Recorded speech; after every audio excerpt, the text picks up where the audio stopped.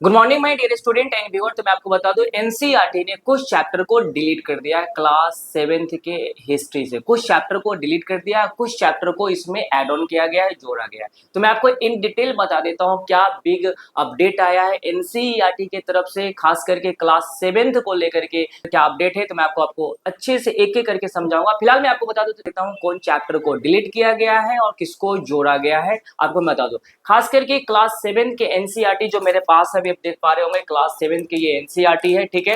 तो इसमें कुछ चैप्टर आपको पढ़ना पड़ता था, जैसे दिल्ली सल्तनत, मुगल हिस्ट्री। तो ये सबको अब एनसीईआरटी ने डिलीट कर दिया है, ठीक है। तो इस बात को याद रखेंगे, क्लास 7 के एनसीईआरटी से दिल्ली सल्तनत और मुगल हिस्ट्री जो इस्लामिक हिस्ट्री है, खास करके उसको डिलीट कर दिया गया है और नए चैप्टर इसमें जोड़ा गया है, जिसमें आपको मैं बता दूं कुंभ जैसे चैप्टर को भी जोड़ा गया है और साथ साथ किस किस चैप्टर को और जोड़ा गया मैं आपको इन डिटेल इस वीडियो में आपको बताने वाला हूं, ठीक है। तो आपको मैं बता दूं कि कुछ अपडेट आया था एनसीईआरटी को लेकर के, तो मैं अपडेट बता दूं।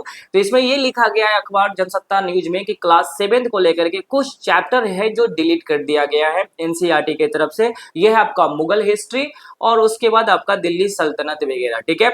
जो नए चैप्टर जो इसमें एड ऑन किया गया है इस क्लास 7 के एनसीईआरटी में, इस बात को याद रखेंगे। नए चैप्टर क्या क्या जोड़ा गया है, तो आपको मगध का हिस्ट्री जोड़ा गया है, मौर्य डायनेस्टी को जोड़ा गया है, शुंगास डायनेस्टी, सातवाहन और ग्रीक के भी बारे में कुछ ऐड ऑन किया गया है आपके नई एनसीईआरटी में। तो आपका जो पुरानी एनसीईआरटी था, जो पुरानी आप तो पुराना हो जाएगा, जिसमें आपको जनरली दिल्ली सल्तनत और जो आपको मुगल डायनेस्टी पढ़ना पड़ता था, अब ये आपको नहीं पढ़ना पड़ेगा। तो मुगल और दिल्ली सल्तनत जैसे चैप्टर को हटा दिया गया है और इसमें नई एनसीईआरटी जो क्लास 7 के आप जो नई एनसीईआरटी आएंगे, ठीक है, इसमें आपको क्या क्या पढ़ना पड़ेगा, इस बात को ध्यान रखेंगे। इसमें जो आपको पढ़ना है, मगध को जोड़ दिया गया है, सुंग डायनेस्टी जोड़ा गया है, मौर्य डायनेस्टी जोड़ा गया है, सातवाहन जोड़ा गया है, ग्रीक के बारे में आपको जोड़ा गया है और साथ ही साथ आपको महाकुंभ जो प्रयागराज में हुआ था उससे रिलेटेड भी कुछ टॉपिक को जोड़ा गया है नई एनसीईआरटी में।